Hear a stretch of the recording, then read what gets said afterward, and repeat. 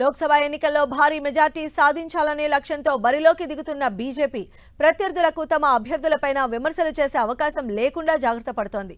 ఇందుకోసం అభ్యర్థుల ఎంపికలో ఆచితూచి వ్యవహరిస్తోంది. గతంలో వివాదాస్పద వ్యాఖ్యలు చేసిన స్థానికంగా వ్యతిరేకత ఉన్నవారిని పోటీ నుంచి తప్పిస్తోంది. ఈ క్రమంలో సీనియారిటీ కూడా లెక్క చేయడం లేదు.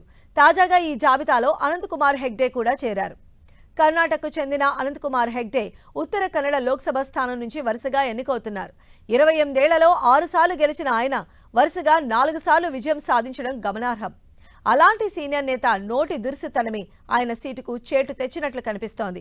రాజ్యాంగాన్ని మార్చాలంటే భాజపా 400 స్థానాల్లో గెలవాల్సి ఉంటుందని చేసిన వ్యాఖ్యలు వివాదాస్పదమయ్యాయి. ఈ నేపథ్యంలోనే తాజా లోక్సభ ఎన్నికల్లో ఉత్తర కన్నడ నుంచి అనంత్ కుమార్ను తప్పించి మాజీ స్పీకర్ విశ్వేశ్వర హెగ్డేకు భాజపా అధిష్టానం అవకాశం కల్పించింది.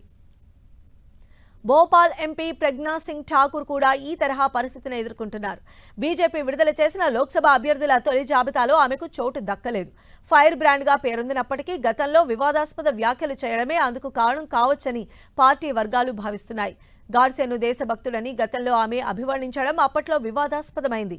ఈ విషయంపైన ఇటీవల ప్రజ్ఞా ఠాకూర్ స్పందిస్తూ తనను క్షమించలేనని ప్రధాని మోదీ గతంలోనే చెప్పారని వ్యాఖ్యానించారు. తాను చేసిన కొన్ని వ్యాఖ్యలు ఆయన్ను ఇబ్బందికి గురిచేశాయని అన్నారు. ఇలా వివిధ రాష్ట్రాల్లో అనేక మంది సీనియర్లను కూడా బీజేపీ పక్కన పెట్టింది. పలుచోట్ల సిట్టింగ్లను కాదని కొత్త వారికి అవకాశం ఇచ్చింది. South Delhi BJP MP Ramesh Bidhuri, జార్ఖండ్లో బీజేపీ మాజీ నేత యశ్వంత్ సిన్హా కుమారుడు జయంత్కు టికెట్ ఇవ్వలేదు.